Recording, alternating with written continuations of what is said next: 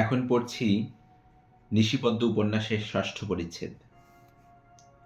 সকালবেলা হারাধন মশারি খুলছেন। ভূতু ছাড়া সব ছেলেমেয়েরা তখন ঘুমোচ্ছে। কমলা মেঝে বসে চায়ের জল চড়াচ্ছে। ভূতু বাইরে থেকে দুধ আর খবরের কাগজ নিয়ে আসে। কাগজটা হারাধনকে দিয়ে কমলার কাছে দুধের প্যানটা নামিয়ে রাখতে রাখতে বলে, নতুন মা, তাড়াতাড়ি খেতে দাও, স্কুলের সময় হয়েছে। সৎ ছেলের প্রতি স্বভাবজাত রুক্ষ স্বরে বলে কমলা, রান্নাঘরের তাকে খাবার আছে, নিয়ে খেগে যা। ভূতু আর বিন্দুমাত্র কাল বিলম্ব না করে রান্নাঘরে যায়। দেখে তাকের ওপর একটি থালায় ছোট একখানা পোড়া রুটি আর একটুখানি গুড়। দেখে ভূতুর মুখটা করুণ হয়ে ওঠে। থালাটি তুলে নিয়ে রুটি আর গুড়টুকু মুখে পুরে চিবুতে চিবুতে সে কমলাকে বলে, আর রুটি আছে? না, বলে কমলা আপন মনে চা থাকতে থাকে। হারাধন লক্ষ্য করেন নিমেষের মধ্যে ভূতুর খাওয়া হয়ে গেল।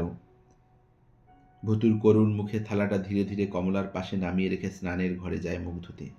কমলা হারাধনকে চা দেয়। ভূতু মুখ ধুয়ে এসে হারাধনকে বলে, বাবা, আজ আমার বইগুলো নিশ্চয় এনো। হারাধন বলেন, আচ্ছা। ভূতু চলে যায় পাশের ঘরে। সেখান থেকে বই নিয়ে স্কুলে যায়। হারাধন জানলা দিয়ে তার যাওয়ার পথে তাকিয়ে থাকেন। হারাধনের মনটা ভারী হয়ে আসে। তার কত আদরের ভূতু আজ সৎমার হাতে পড়ে কতই না লাঞ্ছনা ভোগ করে। পেটে খিদে, অথচ সবসময় পেট ভরে খেতে পায় না।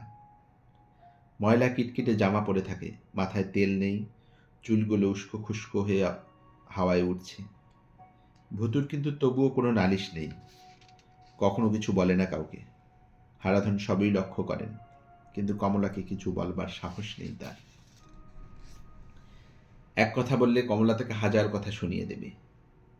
আধ পেটা খেয়ে রুক্ষ চুলে ছেঁড়া ময়লা জামা প্যান্ট পরে ভূতু স্কুলে চলছে। হারাধন জানালা দিয়ে তার যাওয়ার দিকে চেয়ে দীর্ঘ নিঃশ্বাস ফেলেন। কমলার দিকে ফিরে যতটা সম্ভব কথার স্বরে কোমলতা মিশিয়ে বলেন, ভূতুর জন্য আরও কিছু খাবার রাখলেই পারতে। ঝঙ্কার দিকে উঠে কমলা, এত সকালে স্কুল, আবার কি দেব? হারাধন তবুও ধীর স্বরে বোঝাবার চেষ্টা করে বলেন, আহা, রাগ করছো কেন? দেখলে তো কাল রাত্রে গলায় কাটা আটকে বেচারার খাওয়াই হলো না। বিদ্রুপের স্বরে বলে কমলা, কি করে জানবো তোমার ছেলের গলায় কাটা আটকাবে? যাক, কথা বাড়িয়ে লাভ নেই, বাজার থেকে কি আনতে হবে বলো, বলে হারাধন ঠক করে চায়ের কাপটা টেবিলে রাখেন। কমলা বোঝে ভূতুর জন্য তার মনে জ্বালা ওঠে।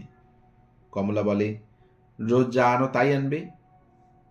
বলে যেতে গিয়ে আবার ফিরে এসে হারাধনের সামনে দাঁড়িয়ে শ্লেষে সুরে বলে, হ্যাঁ, ভালো কথা, তোমার আদুরে ছেলের জন্য ভালো দেখে পেটির মাছ এনো। হারাধন আর মনের জ্বালা গোপন করতে পারেন না। তরক করে উঠে বাজারের থলি নিতে নিতে রুক্ষ স্বরে বলেন, আমি তো সকলের জন্যই আনবো, বলে হনহন করে তিনি বেরিয়ে যান বাড়ি থেকে। কমলা কটমট করে তাকিয়ে থাকে তার যাওয়ার দিকে। পুষ্পর বাড়ির সামনের রাস্তা দিয়ে হারাধন বাজারে যান। সারা রাস্তা ভূতুর কথায় ভাবতে ভাবতে চলেন। পুষ্প তার ঘরে সদ্য স্নান করে এসে লাল পাড় গরদের শাড়ি পরে আয়নার সামনে দাঁড়িয়ে সিঁথিতে দগদগ করে সিঁদুর দেয়। কপালে বড় করে সিঁদুরের টিপ পড়ে। তারপর হাতে মুখে গঙ্গা জল ছিটিয়ে একটি থালায় ফল মিষ্টি, আর একটি সাজিতে ফুল, বেলপাতা, ধূপকাঠি ইত্যাদি সাজিয়ে নিয়ে ষষ্ঠীতলায় পুজো দিতে যায়। পার্কের পাশ দিয়ে চলেছে পুষ্প। দেখে ভূতুদের স্কুলের ছুটি হয়েছে। ভূতু কয়েকটি ছেলের সঙ্গে বাড়ি ফিরছে। কাছাকাছি আসতেই স্নেহসিক্ত স্বরে পুষ্প বলে ভূতুকে, কি গো খোকা বাবু, স্কুল থেকে ফিরছ? ছোট একটি হ্যাঁ বলে ভূতু চলে যায়। পুষ্প পুজোর থালা সাজি হাতে নিয়ে তাকিয়ে থাকে তার যাওয়ার দিকে। তার সামনের সেই গৃহস্থ বাড়ির বউ মিলি খুব সেজেগুজে মুখে লিপস্টিকটা ঠিক করতে করতে পুষ্পর সামনে দিয়ে চলে যায় গটগট করে। পুষ্প জানে বউটি কোথায় চলছে।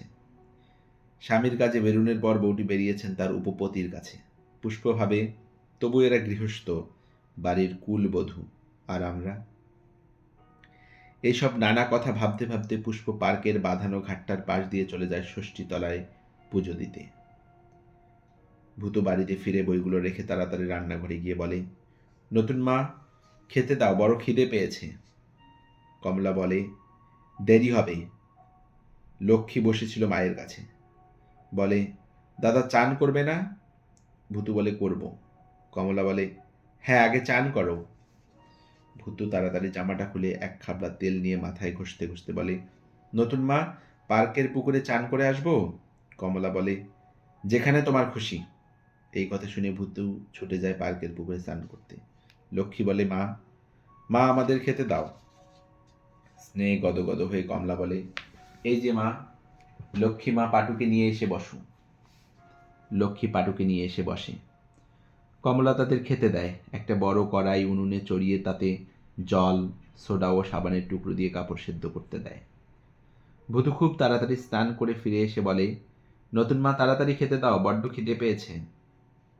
কমলা তখন সেদ্ধ কাপড়গুলো একটি ঝুড়িতে তুলতে তুলতে বলে, দাঁড়া, এই কাপড়গুলো আগে কেচে নেই। ভূতুর কথাগুলো যেন কান্না হয়ে বেরিয়ে আসে। খুব খিদে পেয়েছে নতুন মা। ঝাঁঝিয়ে ওঠে কমলা। দাঁড়া, বাবু যেন একেবারে ঘোড়ায় জিন দিয়ে এলেন। এই কাপড়গুলো সব কাচবো, তারপর খেতে দেব। বলে কমলা আরো কতগুলো নোংরা জামা কাপড় কড়ায় ফেলে ডোবাতে থাকে। খিদের জ্বালায় ভূতুর প্রায় চোখ ছলছল করে আসে, কিন্তু কোনো উপায় নেই। কেঁদে গড়াগড়ি গেলেও যে নতুন মার কথা নড়চড় হবে না, এ কথা ভূতু ভালো করেই জানে। তাই বাধ্য হয়ে এ ঘরে চলে আসে ধীরে ধীরে। খিদেই তার পেট জ্বলতে থাকে। হঠাৎ ভূতুর দৃষ্টি গিয়ে পড়ে তার তাকে রাখা আচারের বড় বড় কাচের জারগুলোর দিকে। তার জিভে প্রায় জল গড়িয়ে আসে। ভূতু আস্তে আস্তে চৌকিতে উঠে আচারের একটা বড় জার তাক থেকে নামায়। কিন্তু খুলতে গিয়ে এক মহা সর্বনাশ ঘটে যায়। জারটা মাটিতে পড়ে টুকরো টুকরো হয়ে ভেঙে যায়। শব্দ শুনে ছুটে আসে কমলা। জারটার অবস্থা দেখে তেলে বেগুনে জ্বলে ওঠে। এলোপাথারি প্রহার করতে থাকে ভূতুকে, মারতে মারতে বাড়ি থেকে দূর করে দেয়। ভূতু কাঁদতে কাঁদতে বাড়ি থেকে বেরিয়ে গিয়ে পার্কের পুকুরের সেই বাঁধানো ঘাটের রোয়াকে বসে দু হাঁটুতে মাথা রেখে ফুপিয়ে ফুপিয়ে কাঁদতে থাকে। একই খিদের জ্বালা, তার উপর এই অমানসিক প্রহার ভূতুর অসহ্য হয়ে ওঠে। কিন্তু কি করবে সে? শুধু কান্নাটা আরো বাড়ে। পুষ্প ষষ্ঠীতলার পুজো দিয়ে ফিরছিল। ভূতুর কান্না ততক্ষণে থেমে গেছে। উদাস দৃষ্টিতে তাকিয়ে নির্জন পার্কে একা বসে আছে ভূতু। খালি গা একটা ছেঁড়া ময়লা হাফ প্যান্ট পরনে। চুলগুলো না আঁচড়ানোর জন্য খোঁচা খোঁচা হয়ে আছে। দূরে একটা ঘুঘু পাখি একটানা ডেকে চলছে। পুষ্প ভূতুকে দেখে ধীরে ধীরে এগিয়ে যায় তার কাছে। বলে, এ কি খোকাবাবু, এখানে বসে বাড়ি যাওনি? ভূতু চুপ করে থাকে। পুষ্প আবার বলে, যাও, বেলা হয়ে গেছে। কান্না ভাঙা গলায় ভূতু বলে, এখন গেলে নতুন মা মারবে। মারবে কেন? আচারের জার ভেঙে ফেলেছি। ভাত খাওনি? খাওয়ার কথায় ভূতুর চোখ দুটো জলে ভেসে ভরে আসে। বলে, না। আহারে, বলে পুষ্প তার পাশে বসে পুজোর থালা থেকে ফল মিষ্টি তুলে ভূতুকে দেয়। পুজোর ফুল ছুঁয়ে দেয় ভূতুর মাথায়। ভূতু ফল মিষ্টি হাতে অবাক হয়ে তাকিয়ে থাকে পুষ্পর দিকে। পুষ্প তার গায়ে মাথায় হাত বুলিয়ে স্নেহসুপ্ত সরে বলে, খাও বাবা, এগুলো সব তুমি খাও। ভূতু খেতে খেতে ঝরঝর করে কেঁদে ফেলে। ও কি, কাঁদছো কেন? কেঁদো না, খাও, বলে পুষ্প আঁচল দিয়ে ভূতুর চোখের জল মুছিয়ে দিয়ে সস্নেহে ভূতুকে নিজের হাতে ফল মিষ্টি খাওয়াতে থাকে।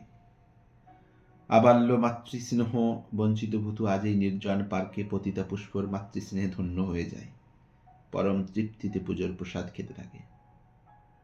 সন্তান ক্ষুধাতুরা বন্ধা পুষ্প আজ ভূতুকে নিবিড় করে বুকে পেয়ে নিজেকে ধন্য মনে করে।